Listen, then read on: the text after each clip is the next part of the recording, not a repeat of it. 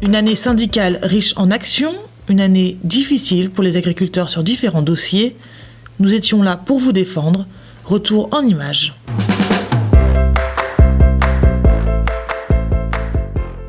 Au printemps dernier, la crise est toujours là et la FDSEA ne relâche pas ses efforts. Notre dernière assemblée a beaucoup travaillé sur les relations avec les GMS, notamment grâce à l'intervention d'Olivier Mével, qui a pris le temps de nous expliquer un peu tous les fonctionnements, les rouages des grandes surfaces, afin de connaître un peu mieux cet univers commercial et de pouvoir être plus fort dans les échanges avec ces GMS.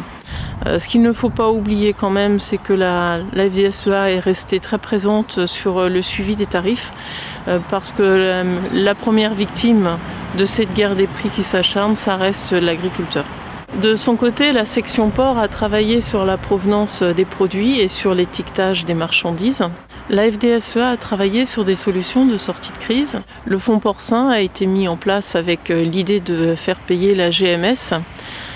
Sauf que abatteurs et transformateurs, par qui l'argent devait transiter, ont eu peur de devoir payer à la place de la GMS et par conséquent aussi l'agriculteur. Donc finalement, ce projet n'a pas vu jour.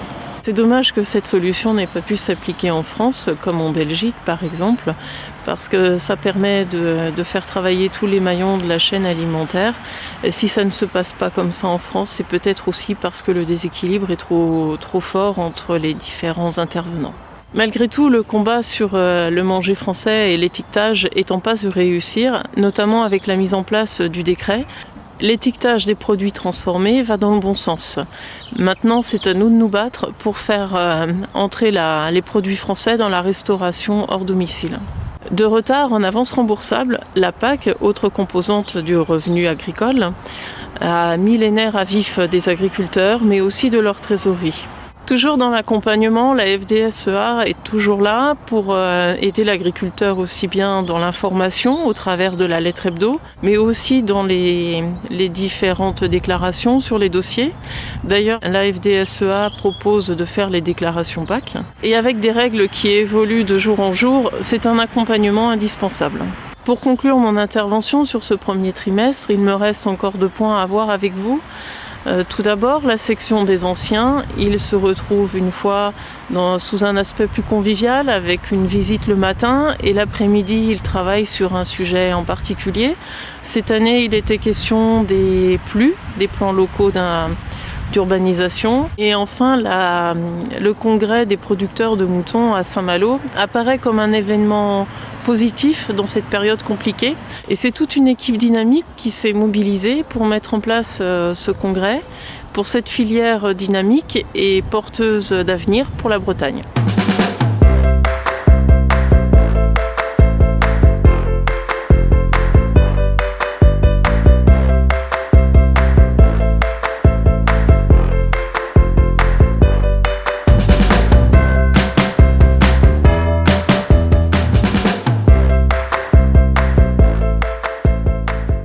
Donc en juin, on a fait la tournée des cantons pour prendre la température et nous avons abordé le sujet du schéma des structures qui est régional maintenant et qui régit tout ce qui est priorité d'attribution dans le foncier. Donc suite à ces réunions du mois de juin, donc les producteurs, on a eu la colère des producteurs de lait. Et donc, il y a eu la publication du prix du lait pour Lactalis au niveau de juillet-août, qui donnait un prix de lait à 256 €. Donc, beaucoup plus bas que les autres entreprises. Donc, suite à ça, on a décidé d'enclencher la première et de passer en action communication envers l'entreprise Lactalis. En parallèle de ça, dans la presse a été publié le revenu d'Emmanuel Beignet et sa fortune, donc 13e fortune de France, donc une provocation de trop pour nous les producteurs. Nous avons mis en place l'action contre Lactalis, donc avec un slogan fort, Lactel président ruine les éleveurs. Donc il y a eu une campagne de communication au bord de différents axes de communication et aussi le long des plages. Donc, ce qui a entraîné la colère de l'entreprise et qui a menacé les producteurs qui ont communiqué ce message-là. Suite à cette communication, donc Lactalis n'a rien voulu entendre. Donc nous avons en région, on s'est concerté et on a décidé d'aller au siège de Lactalis à Laval. Et c'est là l'action tous à Laval. Certes, ce prix de fin d'année ne couvrait pas les coûts de production.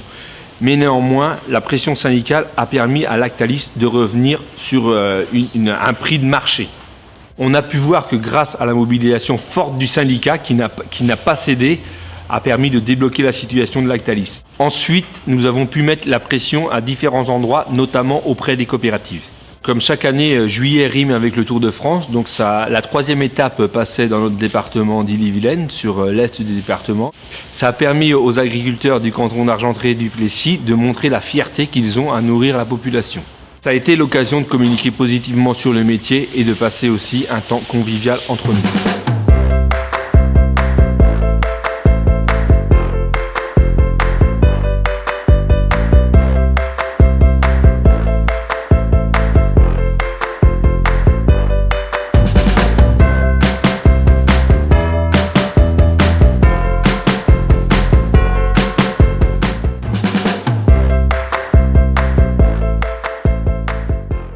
Alors aujourd'hui, on peut plus passer des nouveaux moyens de communication. Vous avez deux réseaux qui fonctionnent beaucoup et la FDSEA se doit d'être présente sur ces créneaux-là.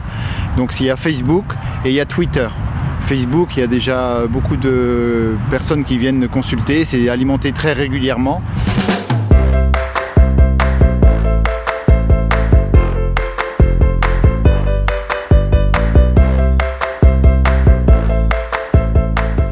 Toujours sur ce réseau Facebook, n'hésitez pas à partager ces informations et diffuser les animations que vous faites sur votre territoire. Pour ce qui est du réseau Twitter, c'est un réseau différent de Facebook puisque chacun peut donner son avis et éviter qu'il y ait des dérapages. Je citerai l'exemple, tout ce qui est sorti en termes de reportage et de diffusion de messages erronés sur le bien-être animal. Heureusement que des agriculteurs ou des gens qui défendent cette profession-là commentent les insultes qui sont mises sur le réseau Twitter en disant simplement les choses réelles. Plus on sera nombreux à réagir à ces attaques, plus on sera crédible et on sera fort pour défendre notre avenir. Pour la diffusion des messages, on a la lettre hebdo tous les vendredis. Alors j'espère que tous les adhérents la reçoivent. Si vous ne l'avez pas, appelez la FDSEA 02 23 48 25 25. C'est important, chaque semaine, le vendredi, vous avez tous les messages importants, que ce soit des demandes de dérogation, des informations sur des aspects réglementaires, des démarches, des dossiers à remplir avant telle date. Et la FDSEA vous informe de ce genre de choses. Donc, tous les adhérents doivent l'avoir. Maintenant, tout le monde est sur Internet. Je pense que c'est important d'avoir ça.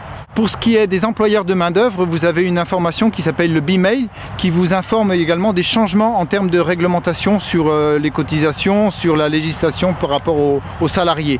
Toujours dans la communication, n'oubliez pas les rencontres à la ferme. C'est un moment important dans la vie d'une exploitation d'ouvrir sa ferme au public qui nous environne. Nous sommes toujours dans un environnement très périurbain. Il faut montrer ce qu'on fait. On doit être capable de prouver que nos produits qui sortent de notre ferme est nickel et propre et sain.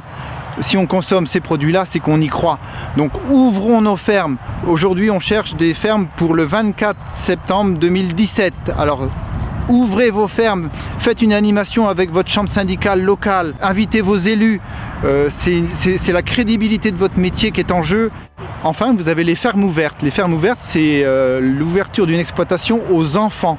Les enfants, ce sont les consommateurs de demain.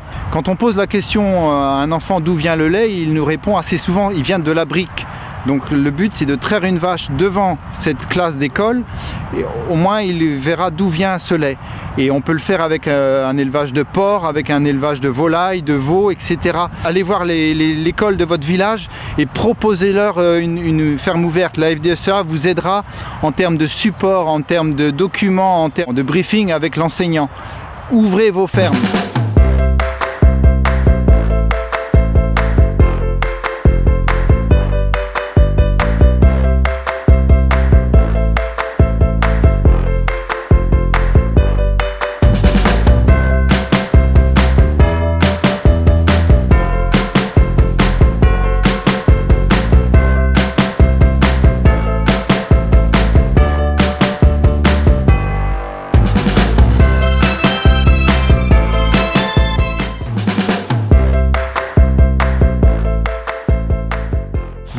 venons de terminer un mandat de 3 ans, un nouveau s'engage. Ces dernières semaines ont été l'occasion d'organiser le renouvellement de nos équipes au niveau local et cantonal. La semaine prochaine aura lieu l'élection du bureau et suivra l'élection au niveau de la région et du national. À travers ces moments démocratiques, je tiens à remercier celles et ceux qui se sont engagés dans notre réseau et j'en profite en même temps de remercier nos collègues qui ont décidé d'arrêter leur mandat après de longues années passées à défendre la profession du local au national. L'engagement de tous est primordial, c'est la force de notre réseau, du local pour la vie des territoires, du département pour appuyer les territoires, de la région, du national pour défendre toutes les productions et tous les territoires et sans oublier notre place dans l'Europe. Nous ne sommes pas un syndicat de communiqué de presse.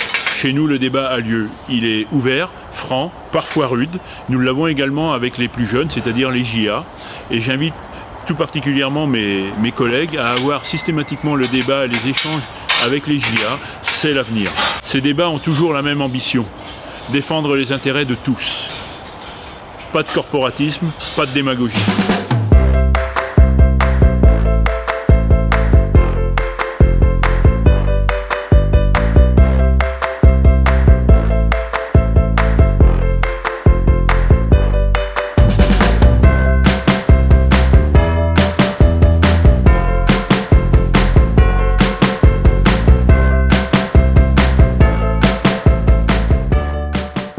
La crise ne doit pas occulter le travail qui est mené tout au long de l'année.